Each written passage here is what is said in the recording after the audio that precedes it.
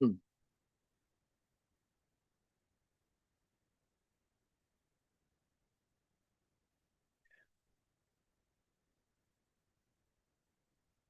Good morning. With the help of Hashem, we are learning Yerushalmi Ma'aser Sheni, Perek Dalit, Halacha Aleph, and Halacha Beis. We're learning today Daf Lamed Vav, and we're going to start towards the end of the top line. Now, we began yesterday showing, based on the rule of the Mishnah, that when you redeem Ma'aser Sheni, you can use the Shar Hazoil, that we can take it in certain circumstances literally to an extreme. In other words, there are certain times that the price, the market value of vegetables or of produce, because of whatever, because of external factors, it's very hot, it's going to get ruined, very few people are looking to buy it, it becomes very, very inexpensive. And a person is allowed at that time to redeem their Ma'aser Sheni. That is where we left off yesterday, and the Gemara today will continue with this theme that yes, you are allowed to redeem your Ma'aser Sheni at a very inexpensive price if the circumstances are right. From there, the Gemara is going to clarify the stanza in the Mishnah that says that if there isn't a known market value, you have to have three experts. And here also, the Gemara is going to point out a certain leniency, which is that if the owner is one of the three experts, he's allowed to be one of the three, as long as he's a mumcha. And we don't say he's an Ageya B'davar. We don't say that because since you need three, and he's in the minority, he counts as one of the three. That's going to be more or less the sugya up until the Mishnah. The Mishnah is early on today's daf. The second Mishnah in this Perek Halacha Beis. When a person is redeeming their Ma'aser Sheni, first of all, as we learned already, that if the owner is the one that's doing its redemption, he has to add a fifth. But before we jump to the owner is the one that's doing it, even though we determined that there is a price for its redemption based on one expert, based on three experts, doesn't mean that there is an exact price. In other words, there is a certain a margin, an area, and this is true especially in cultures where everything is negotiated. So even if you go into a retail store and there's a ticket, there's a price, you can get it for a little bit cheaper, or you're going to pay the full price. There's a certain area in which every item can be a little bit more or a little bit less. Emes is that the whole theme of Halacha Aleph is that you can pay a little bit less. But by Medvarim Amurim, if you're the only one here, what happens if there's someone else that's currently here at the time of the owner wanting to redeem his Ma'aser Sheni? Lav Dafka, the owner will be the one doing it.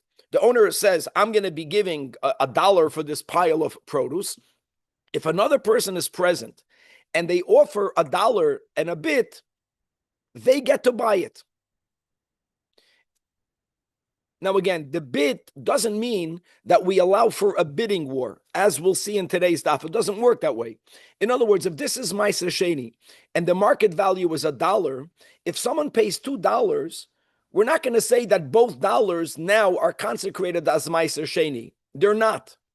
Because when you pay more than its value, that more remains unconsecrated.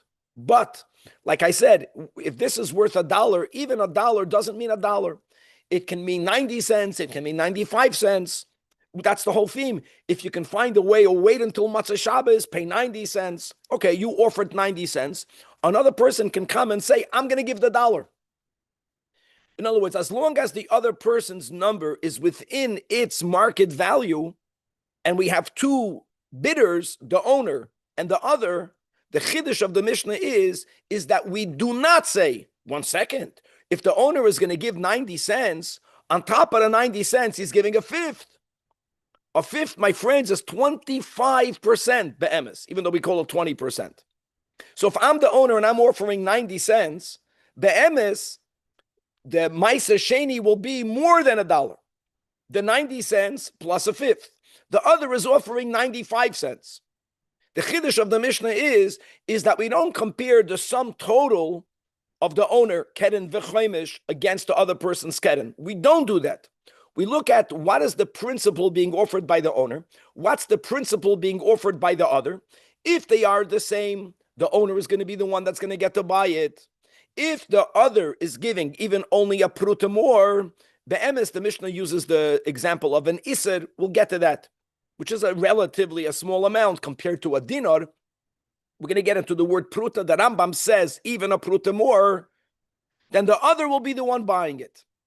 That's going to be a gavaldik a chiddush, a novelty, and we'll explain a lot more when we learn the sugya in size. Now, me'inyan le'inyan, the Gemara is going to quote a machlokes, Amayroim, as to what is the smallest amount of Meiser Sheni that requires the owner to add a fifth.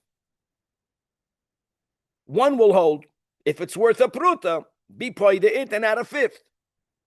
Other will hold, no, that when are you chayiv, the owner, to add a fifth, if the fifth is a pruta, which would mean that the produce that you are redeeming has a minimum value of 4 prutas, because a fifth to 4 prutas, it's a choimish melabar.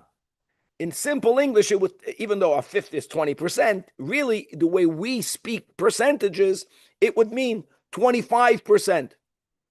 25% is a quarter. In other words, when you have something worth 4 prutas, if you have to add a fifth, then you give 5 prutas. Only then do you add a fifth. If it doesn't even have the value of 4 prutas, as we'll see, then you have to redeem it, of course. But you don't have to add a fifth. B'chlal, there's a Mishnah, not here, there's a Mishnah in Bava Metzia, I think, that enumerates 5 areas in halacha where the din pruta is nageya. Number 1, moide b'mixas. By moide b'mixas, for you to be chayiv shvua midoiraisa, you have to be moide in a minimum amount, you have to be koifer in a minimum amount of value. The minimum amount that you have to admit that you owe is a pruta. Number 2, kiddushin. To be mekadosh a woman, you don't have to give money. First of all, b'shloisha derachim. One of them is kesef. Kesef doesn't have to mean kesef. Kesef can mean kesef or shava kesef. But how much kesef?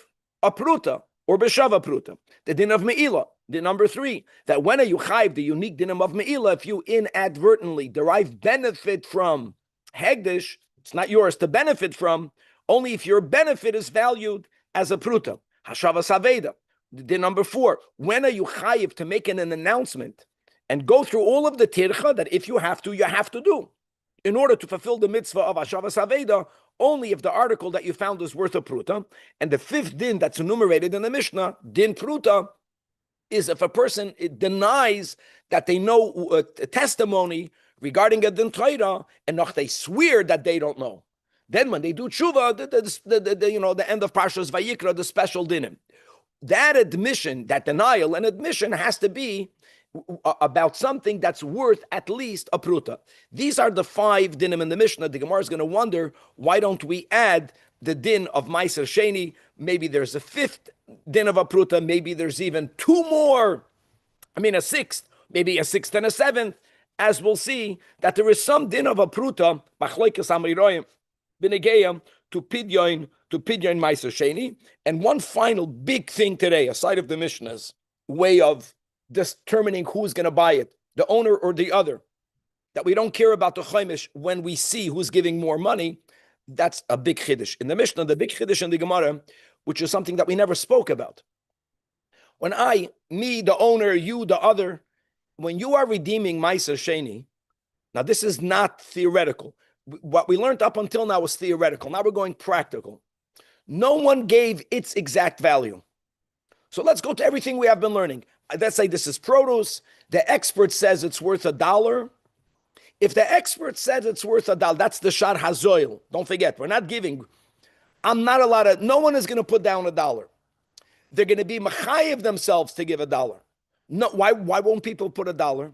Because people are afraid that it could be that the produce actually is worth a little bit more than the $1.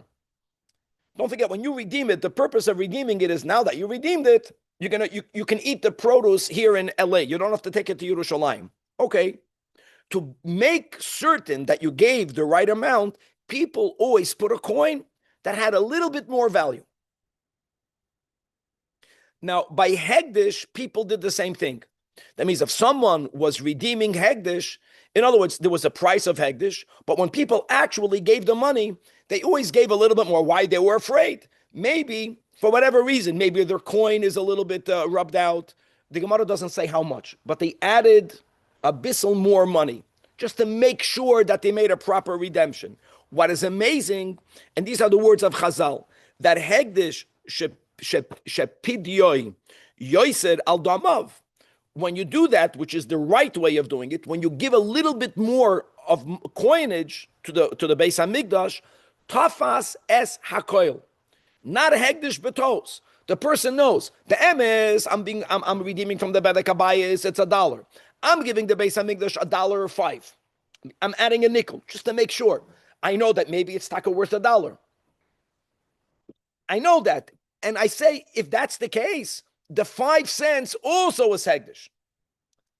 But by Ma'aser Sheni, when people doing the right thing would always give a coin that's worth a little bit more than the estimated value, than the assessed value, that addition loy tafas. That addition doesn't matter. Don't forget, if I go with money to Yerushalmi, big deal if some of that money is chulin. So what? There's nothing wrong using chulin money in Yerushalmi. But that will have consequences. That, in other words, in reality, when there's a coin, this coin was the exchange of Ma'aser Sheni, not nowadays that we give 1 pruta for $1 million. In the times when they gave the shava b'shava, every coin had in it some chulin. And there's a consequence.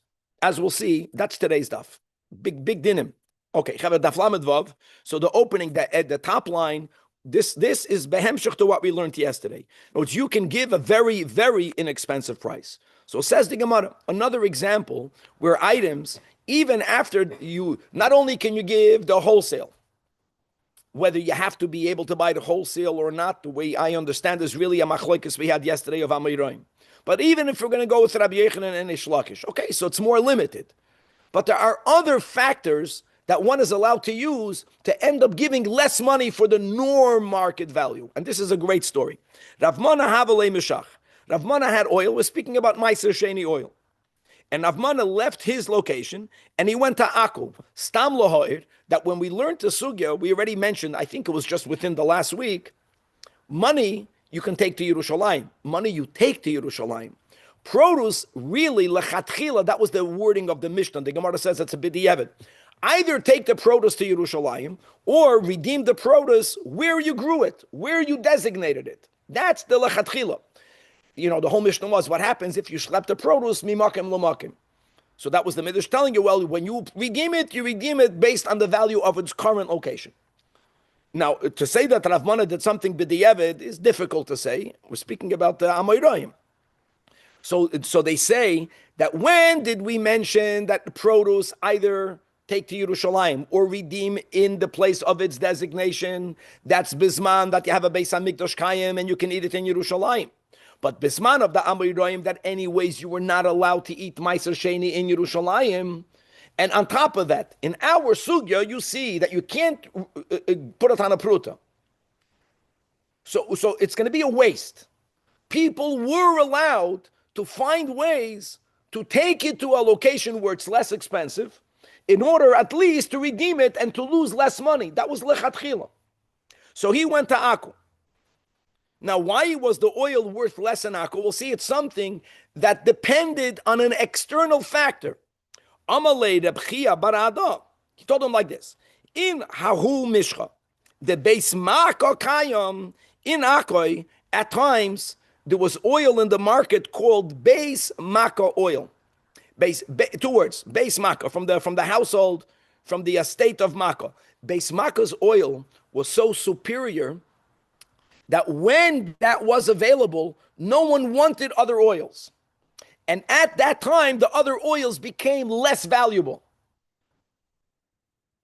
You know, so you have another thing. Things have a market value. But then there's practically, even if this is the market value, there will be times that right now no one will pay you the market value. Why now? Because since that big yichus is available, and it's not always available, most people will say, I'll spend more for the more expensive oil. And what happens is that if you insist to sell it now, you'll have to settle for a discounted price. That was the chiddush. If the Beis Mishcha oil is now available on the market, ha intach, then ifrekine. So this is the time for you to redeem it. In other words, Rabbi Chia bar Ada understood that Rav Mana schlepping his oil to be able to redeem it for less. So it's not, I'll go do it in Akko. Like he didn't know. He thought that in Akko, all the oil is less expensive. He says, no, it depends. But why? Because the law, Tov Shita Minei. When base mishcha oil, base makkah oil is available, people would pay 6 times more for base makkah. Now, 6 times more doesn't mean that if the objective value of your oil is $1, they would pay 6. I don't think it means that. I think it means that when that base makkah oil was available, they would pay for that 3, and for yours they would pay 50 cents. In other words, during that time, then base makkah oil is worth more. It's 600% more than yours. Yours is only a sixth of that, which would mean that during this time, because of your oil being so not desirable, it loses a lot of value. And that's taka. And then during that time, you can exchange it for that very, very discounted price. Okay. And now we're going to the final part of the Mishnah that the Gemara is focusing. Rabbi, but Akko was the Gvulin of Eretz Yisrael. Remember, we learned in Shvius, it was like the north, the Gvul, right? It wasn't as available and accessible for everyone in Yerushalmi and the Judea area. Correct. Right? So how can we say that the Shar of Akko, right, is the higher one? I understand that no. It's Akko. Let's go that all port cities have a lot of goods that other cities might not have. Other places you buy what's local. Any port. Akko's a port city. It's on the water. I thought you were asking that it says Achse, and the question would be, it sounds like that Rav Mana lived further north. Further north, first of all, further north could be the Holy Land, but not on the water. Another thing, you can go just east, and when you go east, whoever knows that it's Israel, it gets very mountainous. So maybe let's go that everyone was in Israel, but he went down from his village into Akko, and Mistama, he went there because he thought, my oil is inexpensive, and what Rav Chia bar Ada told him, hold on, your oil is not that inexpensive. It's only inexpensive when they had that other big yichus oil. Rabbi. Once, yeah. When you have Ma'aser Sheni, again, he could have redeemed it b'mekoymai, but he's looking to give less money for it. Yeah, Danny. From just conceptually, all these different scenarios that we're coming up with, where you can get a better value for your Ma'aser Sheni, does this strictly apply to the period after the Churban, but before we changed it to redeeming it on a pruta? Did this apply even when the Beis Hamikdash was the end? When I think so. I think a Mishnah cannot be only learned bisman she'ein Beis Hamikdash kayim. But when the Gemara is giving you, see, the Mishnah says kishar hazoil. That we get. Let's go with Rabbi Yochanan and Ish Lakish, that if you have access to get wholesale price, you get to do that. I think what we're learning now, Danny, I'm learning it that way, is only after the Churban. Bisman she'beis hamikdash kayim, you can't play at kedei kach, because the Gemara is giving you not just the shar hazoil. Like, what was the end of last year? Let it go a little bit off, and then sell it Matzei Shabbos, redeem it Matzei Shabbos. That doesn't make sense that you were allowed to do it. Don't forget, you're redeeming it to eat it. Not that it went rotten. If it went rotten, there's nothing to redeem. You're pushing it to the edge. I think pushing it to the edge. Either way, so there seems like there's 3 periods. Two periods. During the time that the Beis Hamikdash was always Kishar HaZoil. That's what it sounds like to me. Always, but then not post, and then really post what we do now. Yes. Well, what we do now is we didn't learn it yet in the Gemara. Right now, it's not Shava b'Shava. Now this whole thing is irrelevant. I understand.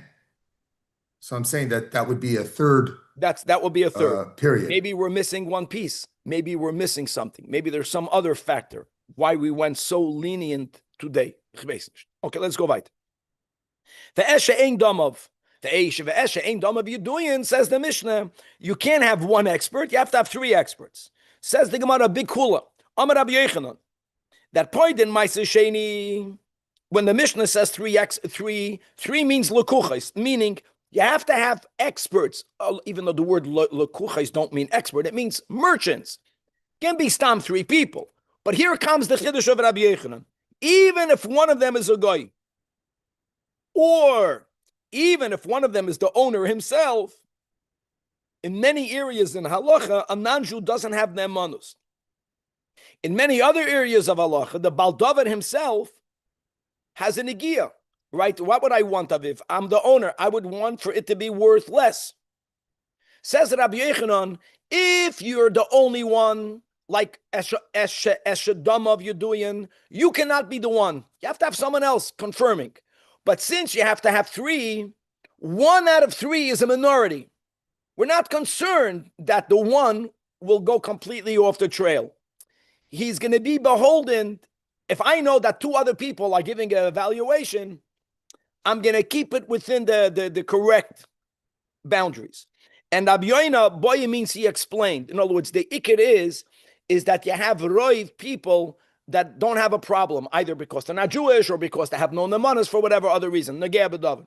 In other words, what Rabbi Yoina wants to make it clear that the shloisha lekuchos cannot be 1 yid, 1 goy, and 1 owner. That cannot be. Either or.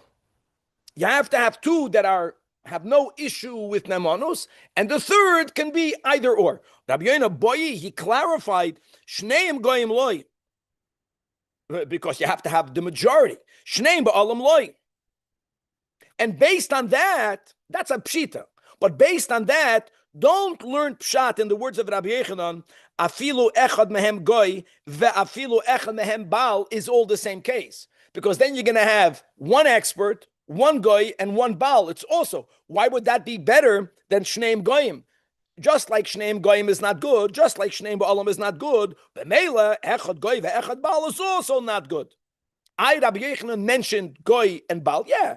Ella litzadadim isamart. He meant either the goy is one of the 3 or the baal is one of the 3. But in both scenarios, you have to have the other 2 that are good witnesses, that are good, that have halachic ne'emanus. When it comes to halachic ne'emanus, just say a few words in brief. And I think this resolves a lot of the struggles that people have. Why aren't women? That the ne'emanus that the Oibishter gives to Edom, the way the Rambam words it, is gzeiras hakosov. It's not the way most people understand it. Yeah, it makes sense. I know it's not 100% foolproof, but another person is saying that type of ne'emanus, for sure a woman would have. The ne'emanus that the Oibishter gives to Edom, and to some degree in these cases, is a gzeiras hakosov. The Rambam writes that. What, you think 2 people cannot conspire together to give false testimony? And especially if they know the basic dinim of Chakir and Drisha, of course they could.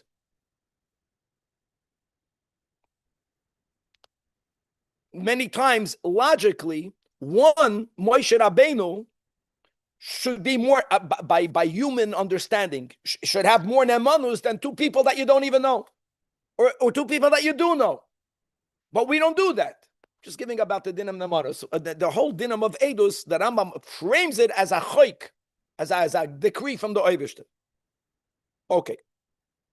Now, very important in halacha beis, very based on what we already spoke on in the intro, that by Ma'aser Sheni, if you give more than its value, that more is not nispas b'kedushas Ma'aser Sheni. That when we're speaking here in the halacha beis about the owner is not the only person here in the world, just because I own bananas, Aviv, and the market value is $1, and I'm willing to redeem it on my dollar for me to schlep it to Yerushalmi, if someone else will give more, the other person gets to redeem it. And now I, the owner, need to take that money to Yerushalayim. What I want to make clear is that if the other is redeeming it, first of all, the other can redeem it if I don't want. What happens if both of us want? The Mishnah says whoever's offering more keren. If the other offers, instead of $1, $2, no one will hold that both dollars are nispas b'kedushas Ma'aser Sheni. It's not true. When we're speaking about it, sounds like there's a bidding war. it fits the flow of halacha aleph. Halacha aleph says kishar hazoil. In other words, it's not so simple to give the right price.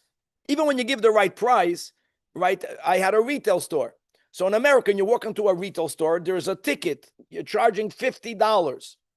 They give $50. That's an American thing. In the rest of the world, when it says $50, you think they give $50, they begin negotiating with you. In other words, today, most of you who are doing business, you have your value, people negotiate with you. In other words, within the market price, there can be a variation. When our Mishnah is speaking about bidding, it has to be that both bids, the higher and the lower, are both within the market value. I just want to say that's very important. And the question, yes. Why? Because he wants bananas. Pashat kepshutai. He wants the food. Now, I'm saying this is, by the way, this is whether it's mum and gavoya, even if it's mum and hedyet. Makes no difference. The point is that I am the owner. I get to eat it here. If I want to eat it here, no one can buy it from me. The moment I am choosing to redeem it, sollst du wissen. Do I have to look for other people? I don't think. If I hear from an expert, this is worth $1, but if before I give the dollar, you say, well, 1 second, I'm going to give $1.10. As long as what you are offering is within the market value, then hold on. It's not hefkerwelt. Even if it's mum and hedyet, you want to give more money, and this more money will become holy with kedushas ma'aser sheni. The more money gets the wins. The chiddush of the Mishnah is that since the owner has to add a fifth, you would think that even if the owner gives a lower bid, but with his bid, with his chomesh, if that is more than the other, then he's giving more money. The Mishnah says we don't care about the fifth. When we're determining who gets to buy it, only look at the keren. Balabai is, and here will be the examples. Guys, 4 dinarim make a selah. These are the numbers of the Mishnah. So you have an article that selah is within the market value. The Balabai says, okay, I'm giving a selah. Someone else says, yeah, I also want to give a selah. So here the Mishnah says, not because of the chomesh. Even if it's mum and gavoya, I'm going to go on both sides. Even if it's mum and gavoya, but God gave the owner the right to eat mishulchanei shalmakim. In other words, he has a certain say. So balabai is koidem. Why? Oh, and why? Why take again? Not because it says it's mum and gavoya, because here we say mipnei shehu moisev chomesh, which means how much will he end up giving? He won't give 4 dinarim. He's going to give 5 dinarim. It's amazing how the Mishnah words it. Well, if you want to use that logic, so then we'll see that we don't always say that. If the Balabai says a selah, and another person says, I'm giving a selah and an isor, 1 selah is 4 dinarim. 1 dinar, aviv, remember, it's 24 isarin, not esroinim. Don't confuse. That's a volume measure. All right, 24 isarin. 1 dinar, so how many what's the percent of an isor in a selah? It's 1/96. I'm giving a selah. A selah is 4 dinarim. 4 times 24 is 96, right? 25 times 4 is 100, minus 1, 96. So how much more is he giving? A little garnished. I'm going to give a selah and an isser. And the Mishnah gives that example again. It's if a guy says, I'm giving 2 selah, I'm giving 10 selah, we don't care about that. That's not called bidding for ma'aser sheni. It has to be within the market value. Within the market value, it doesn't go to double. But such a difference is common. Within the market value, people will knock you down a point or 2. That's what he's doing. The problem is that the chomesh of the balabas is a lot more than that. Again, he's adding another dinar. He's adding 24 more than this guy is adding. So dinar. So you would think, based on what the Mishnah says, balabayis koidim epneishu moisav chomesh, use this logic. So the balabai should also win. Nah, sagt the Mishnah, isar koidim. The one that offered for keren, even such a small amount more.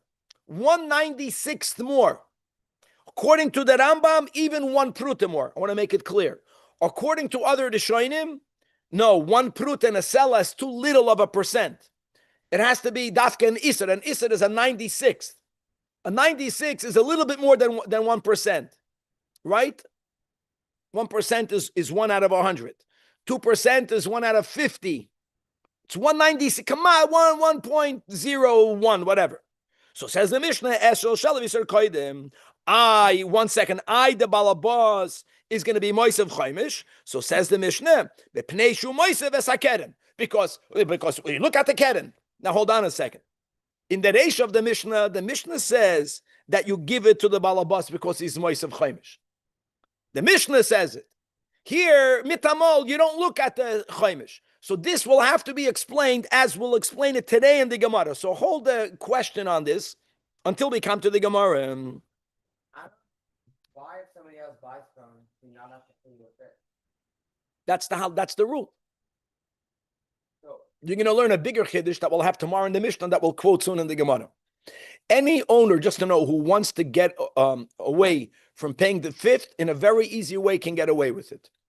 You know, the word ha'arama, which in English means you're tricking, subterfuge, sometimes implies that making a ha'arama is like not nice. Sometimes you can make a ha'arama. We'll see that the way Chazal had, this is a tradition from Moshe, that the Chaimish, if you want, you don't have to give the fifth. There's an easy way of you redeeming it and not giving the fifth. We'll see soon. For bidding for bananas, let's say? No, we don't go bidding. That's what I'm saying. I don't believe you have to put it up for bidding. But I am mentioning if I'm doing it, I happen to be in your house, and I see you doing it, and I say, hold on a second. You're giving a selah, I'm giving a selah and an isur. The only way you'll get to do it is by giving a selah and an isur for the keren, and then giving a chaimish on it or getting out of the chaimish. When you redeem it with someone else, you have to pay the chaimish? If I am having a bidding war, if I win the bidding war, because I said a selah and you said a selah, then there is a din of a chaimish unless I use the way out, which we didn't say yet. Almost view chaimish like tzedakah. You can't tell a person you have to give tzedakah. It doesn't work that way. If you want a way out, you'll find a way out. If you're not looking to find a way out, then you'll get it. Then you'll get a mitzvah. Okay. So now says the Mishnah, like the principle. Okay, if you are the one redeeming it in the case of a selah and a selah, then that's a pasuk in the Chumash. Moisev olav chamishisa, you add a fifth. And now let's define, you're the owner. What does it mean you're the owner? Bein shahu shaloi. Bein shahu shaloi, we'll see in the Gemara, whether it was always yours, or Bain, it was not always yours, but now it's yours. How did it become yours? Even if you got it as a gift. And we're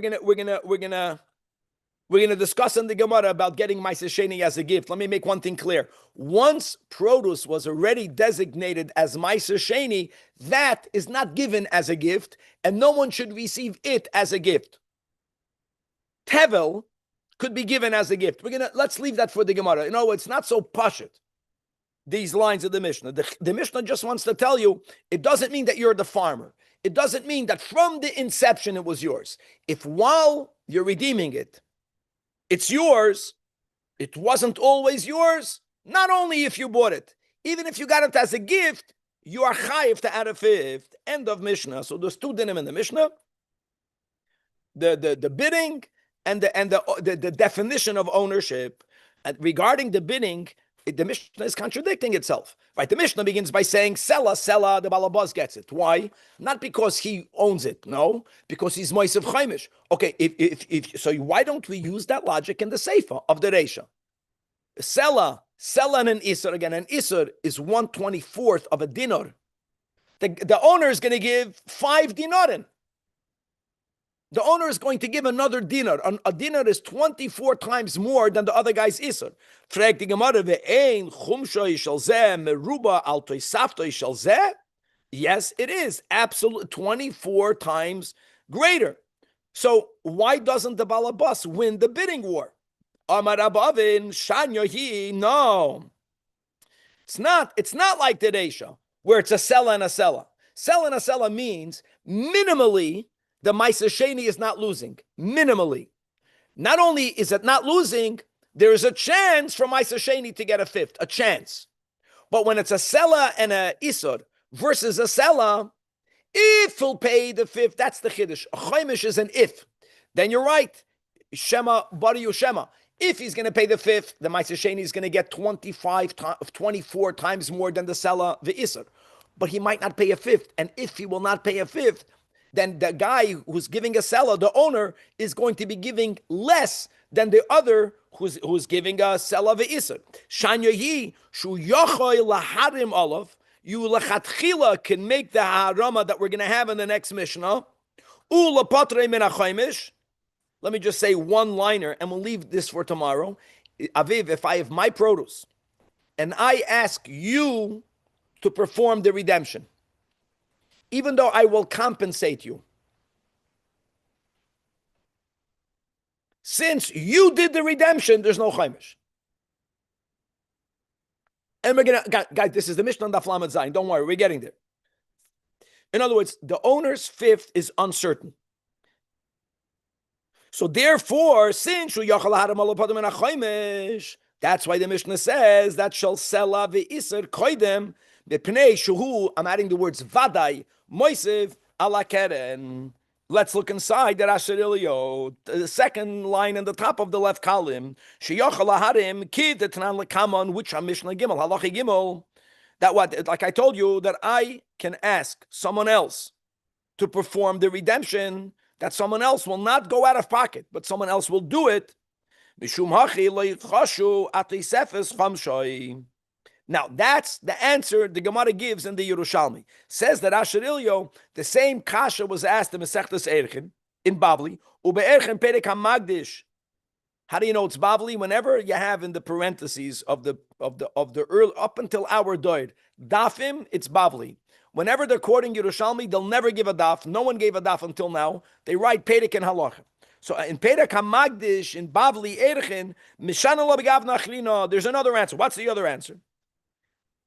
When you give a fifth aviv, are you giving it to the Beis HaMikdash?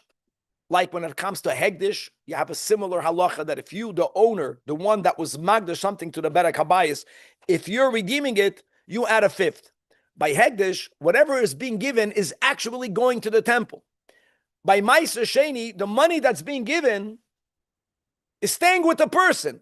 Elama, they have to have it in Yerushalayim. Kiven the choimish rafcha the balabayis. That's the wording in the Bavli. Karno tifroik shaper choimish lo'ichbaslan. We don't care. We don't care. It's amazing.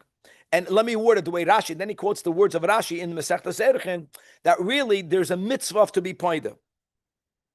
And the way we view the mitzvah of Pidyon, the Ikir mitzvah is Bekeren. I want to add something more. This way I remember from the Rambam. If someone gave the Keren and he didn't yet give the Chaimish, the item was already nifta.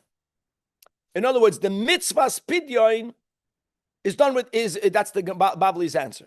Now, don't forget, you have to add to it. The Mishnah itself is writing in the Reisha that if Balabayis Omer Besela, the Echad Omer Besela, our Mishnah says Balabayis Choidim Epneshu Moisav Chaimish. So it's not like we are completely ignoring the Chaimish. We're not. We're only using the Chaimish when the Keren is Shava B'Shava. So if it's Shava B'Shava, we don't say you're the owner. No, that's not enough. Maybe that's because we're following Rab Meir, that it's Mam and Gavaya. We're saying because you're Moisav Chaimish. But the moment the other is giving a drop more in the Keren, either a minimum of an Isar, or again, according to the Rambam, any amount, even a Pruta, in Labavli, the mitzvah is done with the Keren. We don't care about the Chaimish. The Yerushalmi says, who says there'll be a Chaimish? We don't know if there's going to be a Chaimish. Sela b'Sela, maybe Chaimish, maybe not. So that maybe is more than for sure not. But if it's maybe more with a chaimish, or maybe there won't be a chaimish, that's a shema. The other one is vadai giving an iser more. Bari v'shema, bari adif. That's the logic of the Yerushalmi. And now This is so important, this line. It's getting late, but this is very important. Rabbi Yaakov Bar Idi says, in the name of Rebbe Simoy, Kol Meiser Sheni She'ein Bekarnoi Shava Pruta, if the principle doesn't even have the value of a Pruta, Einoi Moisev Chaimish. In other words, there is a minimum amount for which you have the obligation as the owner if you don't choose to make harama. When you're not making a harama, it's not whenever you redeem it. No, the keren has to have the value of a chaimish. If we would have more time, I would read the Rashadilio that says that this is clearly a machloikes Bavli in Yerushalmi. What we're learning now is not brought in the Yerushalmi. Actually, in the Bavli, there is a halacha that if you are redeeming Meiser Sheni that doesn't have the value of the chaimish, you can't redeem it. That's in the Bavli. We are not saying that. We are saying you could redeem it. Now, there's a problem. What's the problem? What did we learn yesterday? What we learned yesterday is that when you redeem Meiser Sheni, even if there is a coin, a minted coin of a half a pruta, halachically it's like an asimon, and we are following the Mishnah, not the Braisa, not the Das Yachid, that you can redeem it on an asimon. Here, all we're learning now is that kol Meiser Sheni she'ein b'karnei shava pruta eino moisav chaimish, but you have to redeem it. How do you redeem it? The answer is very important. This fits what we're going to learn today at the end of the Amud Beis. You take a pruta. The coin is a pruta. Let's say the produce is worth a half a pruta. There's nothing wrong with me saying I am redeeming the kedusha on half of the value of the coin, and the other half remains chulin. We'll see that every time you redeemed Meiser Sheni, some percent of the coin remained chulin. The coin has to be a pruta coin. So let's go in the Yerushalmi. You're chayiv to redeem any amount, even less than a pruta. But the din of a chaimish has to do with the pruta. That's one opinion. Daf Lamed Vav Amid Beis. But Rabbi Yosi ben Rab Simon, b'shem Rabbi Yochanan, no, another halacha. Disagree with that. If you have one pruta worth, you add a chaimish. A chaimish would mean 25, 0.25 of a pruta. No, the chaimish has to have a din pruta. That means only when you redeem produce that has the value of 4 prutas, now you have to give 5 prutas. Kol meiser sheni she'ein b'chum sheishava pruta, eino moisav chaimish. If I'm redeeming 3 prutas worth, according to the first opinion, you have to have a chaimish. According to this opinion, the chiyuv of chaimish only begins if the chaimish itself is a pruta.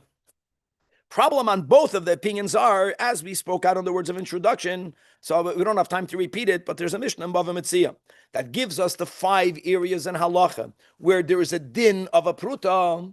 Why didn't the Mishnah count this? And as we'll see, either this is a 6th, maybe there's even a 7th. Chosiv Rabbi Bar Mamol, how can the Mishnah say Chomesh pruta saying when really, now that we have this halacha, whether the first opinion, whether the second opinion, the nitnei sheish al dated Rab Simoy, which is opinion number 1, that if you don't have a keren of a pruta, then you don't add a chaimish. V'karnoi shel meiser sheni b'shava pruta, that should have been the one din. And according to the second opinion, the one that we had on top of Daf Lamed Vav, Amid Beis, b'shem Rabbi Yochanan, that only if the chaimish is a pruta, once you're going with Rabbi Yochanan, the Mishnah should have counted 7 in him. The sheval that did Rabbi Yochanan, 6 is this one. It's different, but his opinion that the chaim shoyshol meiser sheni shava pruta. That is what the Mishnah should have said, but that's based on Rabbi Yochanan. Be'emes, according to Rabbi Yochanan, I have another kasha. Should have been a 7th, which is Amar Rabbi Yosi b'shem Ramon bar Tachum. That Rabbi Bo said b'shem Rabbi Yochanan. This is not a din of Meiser Sheni. I take it back. It's another din. But b'shem Rabbi Yochanan, karkas, niknis, and kedushin, b'shloi. Also, 3 ways of buying karka. The first of the 3 is kesef. So says Rabbi Yochanan, ein karka nikne b'pachos mishava prut. If you're giving a down payment, you can't give less than a shava prut. Why wouldn't the Mishnah in Bava Metzia count that as a 7th? And the Gemara here doesn't answer. I know that in the Bavli, whenever the Mishnah gives a number and it excludes, if it excluded more than 1 din, that is the answer. The Mishnah doesn't have to count everything. The problem is in the Bavli is only if it only excluded one. So this second, al dati de Rabbi Yechanan in the Bavli, that would have been an answer. Yeah, it's not 5, it's 7. Shines all Zayin. The Mishnah only spoke 5. The problem will be according to the first opinion. Right? B'shem Rab Simoy. Rabbi Yaakov Barida b'shem Rab Simoy. There's only one more din. That the principle has to be. Why didn't the Mishnah count that? The Gemara doesn't answer the question. No, 7th. It's either this or that. The din prut is either or. Now says the Gemara, if you have Maisa Sheni, you don't know how much it's worth. We just learned that if it's less than a certain amount, you don't give the Chaimish. Let's go with Rabbi Yochanan. Right? What's Aviv? That if it's not worth 4 prutas, you don't have a Chaimish. What happens if you have a suffix, whether it's worth 4 prutas? Suffix. You also don't give a Chaimish. Dayoy sheyomer hu v'chum shemechol asel azeh.